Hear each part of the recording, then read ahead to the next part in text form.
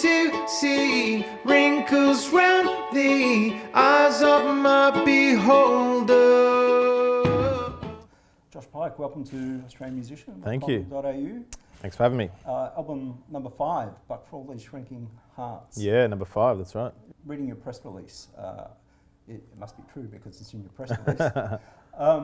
You were saying that you're exploring different methods of songwriting for this one? Yeah, I've always traditionally written on the guitar, and when I sort of get to a point where I feel like I need to shake things up a bit, I'll move to piano or something like that, or I have an auto harp which I'll play. But this time I wanted to kind of push it a little further, and so I was mucking around with, iPad apps and iPhone apps, which just kind of like noise generating apps and some synthesizer arpeggiators and stuff like that.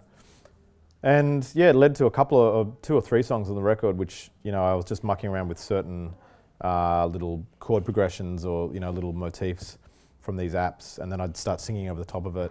And then initially I thought I'd probably figure out what chords I was playing and then play it on guitar and take it from there. But I liked the sound so much that I built up over those tracks. I'd start to build up guitar and bass and drums and stuff over what was already there. So it was a good way to do it, and it's something I think I'll explore more of in the future. One of the other interesting ideas the press release was saying was the Jeff Tweedy method of just singing gibberish and then worrying about the lyrics later. Yeah, how did that work for you? Really great. It's a liberating thing to do because it doesn't tie you down. Like if you're playing a song that you think has a lot of promise melodically and structurally, but you just can't find the voice of the song and what you want it to be about at that point.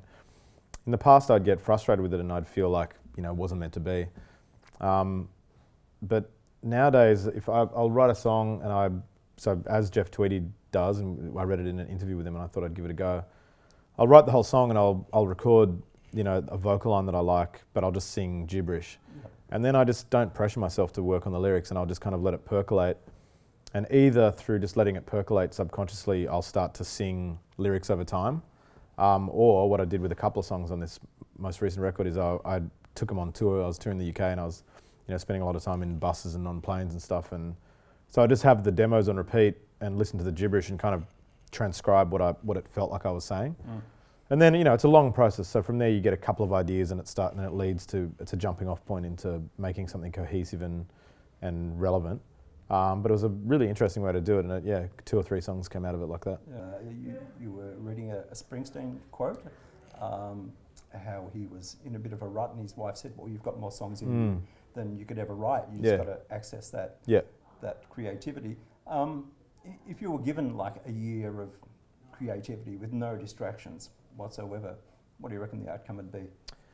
Well, the outcome would pretty much be what I do. I mean, doing it as a full-time career, when I'm not touring, and I do tour a lot, but I have a lot of time at home as well. I have a recording studio at home, so I basically spend 4 days and often nights in my studio just doing stuff. So I don't really limit myself to writing songs for a specific project. I've got like quite a few songs written with a buddy of mine for a side project called Bolters, which is more like a stoner psychedelic rock album, and I've written songs for other people, and I've just done melodic instrumental jams just for kicks. So yeah, I think the outcome would be a whole collection of songs that are pretty diverse in their kind of flavors, and then I would allocate them to different projects, I think, which is pretty much what I do anyway. Yeah. And Hollering Hearts is the first single. Yep. Is it difficult to decide what you're going to release first, because it's the first impression it is. of your album? Yeah, it's always really difficult. I released a song called There's a Line as a fans first kind of teaser single, which I've done for the last few albums just to give a treat to the core fans to let them know that I appreciate their support, but also as a kind of bridging thing to kind of highlight, maybe give a hint at the new direction that I'm trying to go in. So that was one of the songs that I wrote on the iPad app. And then Hollering is, as soon as we finished it, I was like, I think this is probably going to be the single. It's just quite a joyous song, quite upbeat. It's tinged with that kind of happy, sad thing that I love in songs personally.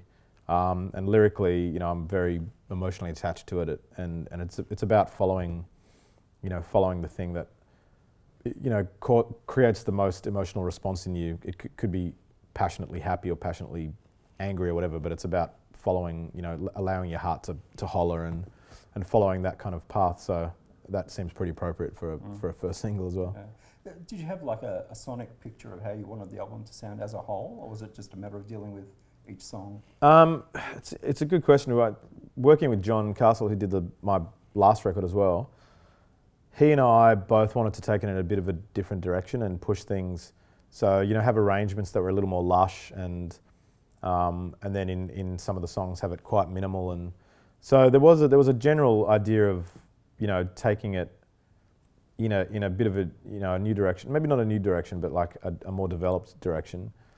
At the same time, it's pretty hard to make a song not sound like me. This is my fifth album, and I don't want to recreate myself. I like what I do, and so it was a matter of trying new things in terms of arrangement ideas and sonic palettes, as opposed to actually trying to, totally change what I do. And I think we did a really good job of that. Yeah. The song Book of Revelations has got some interesting sounds behind it. Is that you mucking around with plugins, or is it weird real instruments? That was the stuff at the beginning. Is I just got a drumstick, and I was talking about an auto harp earlier, and I was just selecting the chords. So what an auto harp is. Obviously, it's you press the buttons. For those who don't know, you press the buttons, and it dampens the strings that you don't need, and it creates a chord on this big harp basically. And I was mucking around with that, and I was hitting the strings of the drumstick through a delay pedal. I was just like da-ding, da-ding, da-ding, da-ding, and it just created this awesome kind of epic, slightly dark feel. And yeah, then initially I wasn't sure if I was gonna leave that in, because that was just part of the experimental process when I was writing the song. But yeah, it just had a real feeling to it. And then I played drums on that track as well, which was a whole other experience for me, not being a drummer. You seem to like to delve into literature and history to find ideas for your songs. I remember last time I interviewed you face to face was out at Yarra Valley, and you just on the bus on the way there you'd been reading a whaling book, and, and you got quotes like "Chimneys, Fire." Yeah. And I actually said to you at the time, "That'd be a great album title." Yeah, there you go. And I can thank you for that one. This one, there's the perpetual motion machine. Yeah. That you Googled. You're into that history and quirky. Yeah, I think there's a lot to be learnt from those sorts of influences. Just from a creative point of view, I don't want to just be restating what people have said, but I like the idea of learning something and having it inspire you, and then kind of trying to figure out how that idea is manifested in your own life. And a good example is the song Songlines, which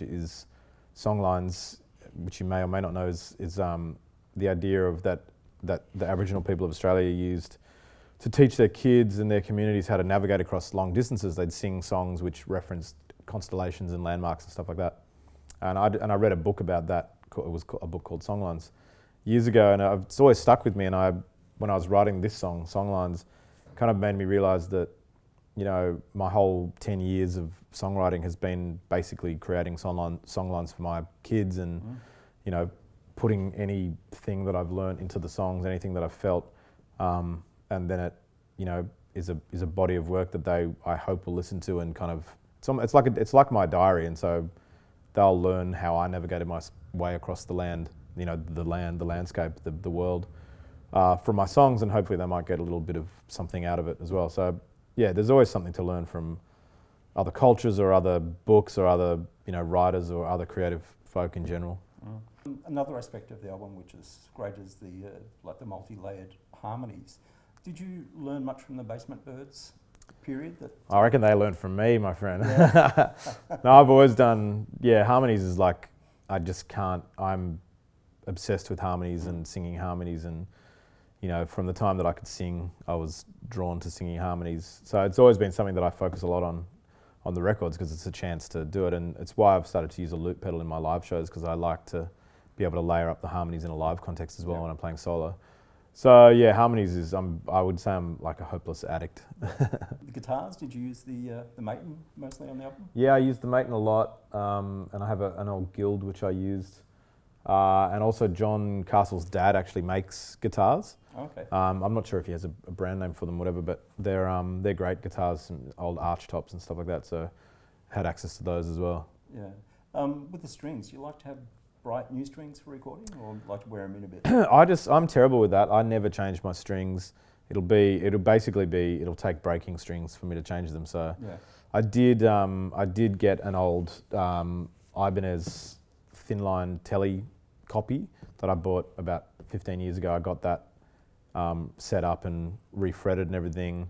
But that's about the most guitar maintenance I've done on any of my guitars over the years, which is probably not good. But yeah, so I prefer to just let them sound how they sound, kind of thing. With sort of so much production on the album and all those sounds in the background, when you go out live with the band, are you going to try and reproduce some of that stuff? Or? We will definitely try and recreate, the main melodic motifs and stuff. But for me, playing live has always been a very different beast to the record. So I like the songs to just be a really awesome live version with a live band. It doesn't have to be the same as the record.